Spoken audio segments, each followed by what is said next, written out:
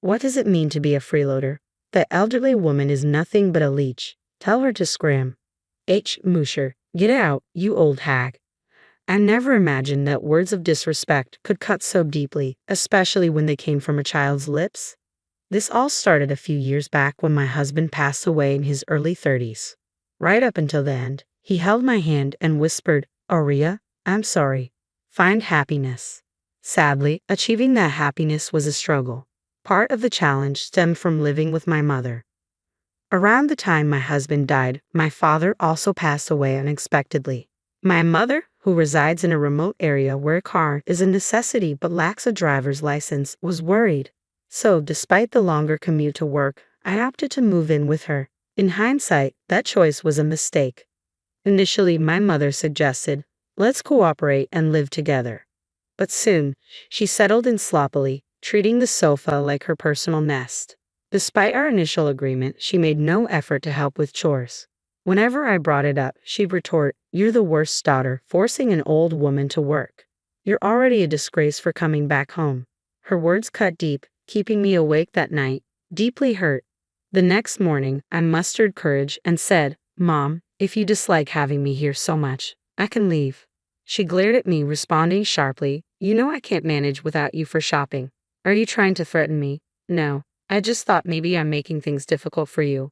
"Then just do your part and be useful," she grumbled, reluctantly eating the breakfast I prepared. I was at a loss, unsure of what she truly wanted. Her constant complaints wore down my spirit. The toll of the long commute and sole responsibility for household chores took a toll on my physical health. Each day after work, I tackled all the tasks she neglected before collapsing into bed. In a life devoid of personal enjoyment, my mother's criticisms became a daily burden. Just when I thought the monotonous days would stretch on forever, a sudden and significant event shook things up. My brother's family appeared at our doorstep unexpectedly. "What brings you here all of a sudden?" My brother, Louis, his wife, and their son rarely visited because they found the countryside dull. Confused, I looked to my sister-in-law, Alvina, who tilted her head. "Did Mom tell you?" Before I could respond, my mother hurried in and warmly welcomed them. She praised my brother's family for coming so well prepared. "What's happening?" I asked, trying to make sense of the situation. "We're moving in with Louis and his family now, so Aurea, you're not needed here anymore. Start packing," she declared bluntly, brushing off my shock.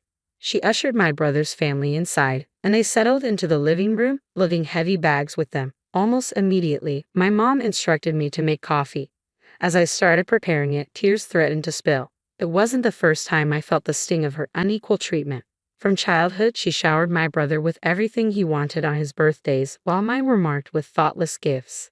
When college came around, my brother received financial support, while I was denied, with my mom asserting that women didn't need higher education. Determined, I worked tirelessly, secured a scholarship, and graduated from a 4-year college, juggling part-time jobs and studies.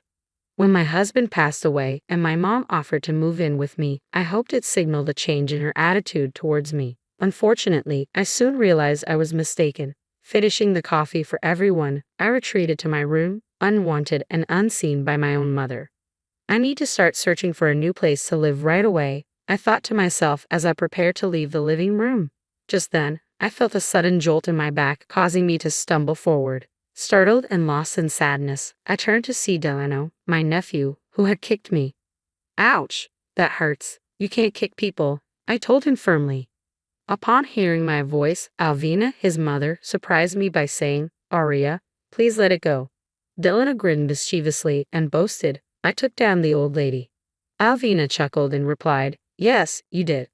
Confused and dismayed, I showed them my bruised knee. "Isn't it basic to teach children not to kick people?" I'm genuinely hurt. Why shouldn't I correct Delano? "We believe in no scold parenting. We let our child explore and grow freely," Alvina interjected with clear annoyance. She then took Delano by the hand and departed, stating, "There's no point in continuing this conversation. Let's go play in the living room." I seethed with anger, but it was evident that my mother, brother, and Alvina were united against me. Engaging in a futile argument wouldn't achieve anything, so I retreated to the kitchen to compose myself. Just as I was on the verge of breaking down, I sought solace in sweets. I remembered having some cream puffs in the kitchen, but when I arrived, my brother was already opening the fridge, exclaiming, "Ah, cream puffs. Delano, would you like a cream puff?" He called out to the living room, and Delano eagerly ran over to grab one. I snapped at my brother, "Hey, that cream puff was meant for me. Why are you giving away things from someone else's house to your child?" "Oh, so that was yours? Well, the cream puff seems happier being enjoyed by a cute kid. Getting upset with a child? You're overreacting," my brother retorted casually. "I'm not upset with Delano. I'm upset with you for giving away my cream puff." My raised voice must have carried because soon both my mom and Alvina entered the kitchen. "Aurea, enough already. Stop picking fights with your brother. Don't you have better things to do? When do you plan on leaving?" My mom interjected firmly. "Leave? You just told me to leave." "I have nowhere to go today," I shot back. "Oh, poor dear. How about we let Aurea stay until she finds a new place?" Avina chimed in with false sympathy. Reluctantly, my mom agreed, saying, "Avina, you're so generous." I felt frustrated, knowing that arguing wouldn't solve anything, but I couldn't hold back my discontent.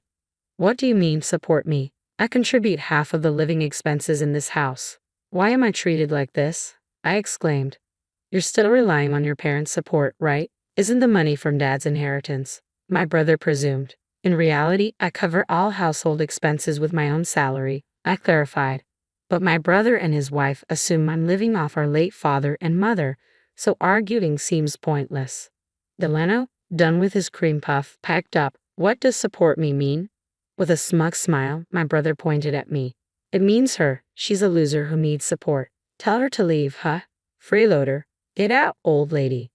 I never expected the sting of a child's insult to cut so deeply. My sadness quickly boiled into rage. "I'll leave as soon as I find a new place, but I'm taking everything I brought with me." "That's all right with you, isn't it, big brother?" I retorted sharply.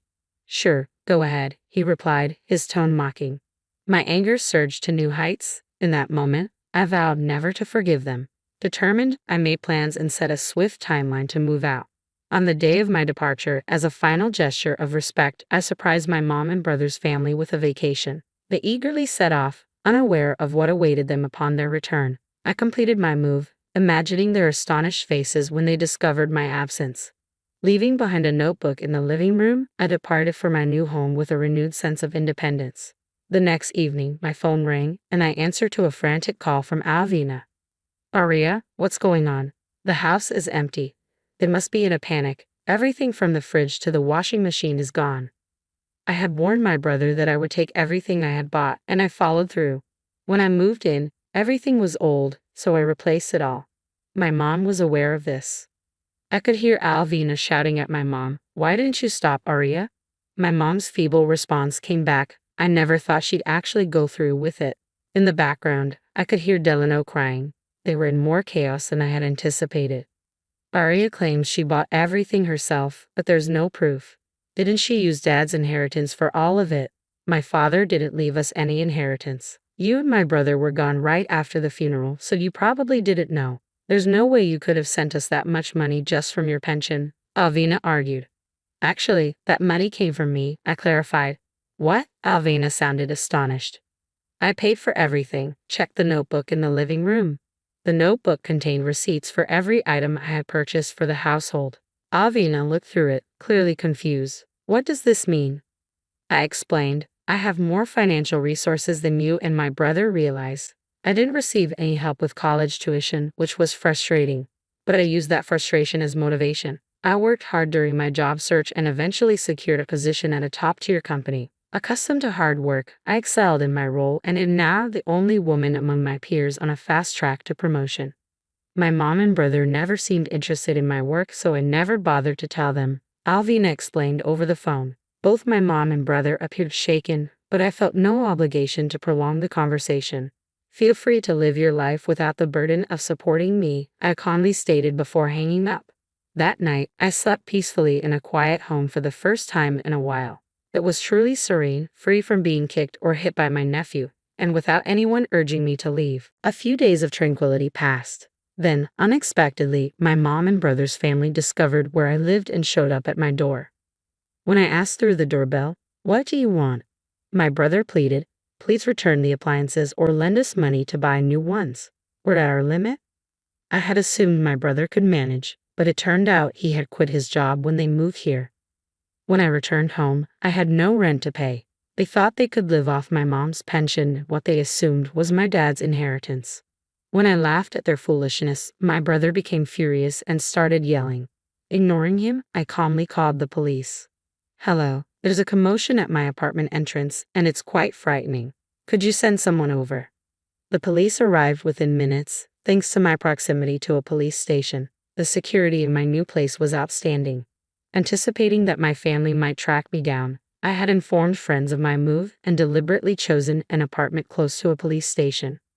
I had resolved that if my mom and brother's family ever showed up, I'd immediately involve the police. As expected, they received a stern warning and left in a hurry.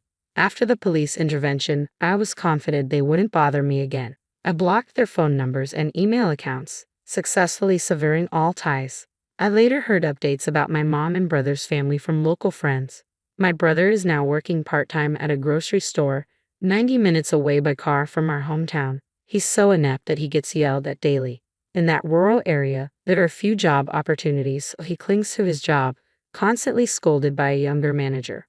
My nephew Delano started kindergarten but is struggling to make friends. Thanks to Alvina's lax parenting, Delano has become so spoiled that he's hitting his classmates just as he used to do to me. Word spread among the moms, and now Alvina and Delano are isolated because no one wants to associate with them. Delano's stress manifests in daily tantrums at home, causing chaos and further damaging their already old house. Furthermore, Delano seems to have developed a deep mistrust of people. He won't even leave the house and has stopped going to kindergarten. Alvina spends her days crying, repeatedly asking, "How did it come to this?" As for me, I'm thoroughly enjoying living alone. The desire for my mother's approval vanished when I cut ties, and now I'm relishing the freedom I finally gained. My life is comfortable as I balance work and independence. Living alone can be lonely at times, but I haven't met anyone I like more than my late husband. I hope that someday I'll meet someone I can love as much as him. When that time comes, I'll be ready to start a new chapter in my life.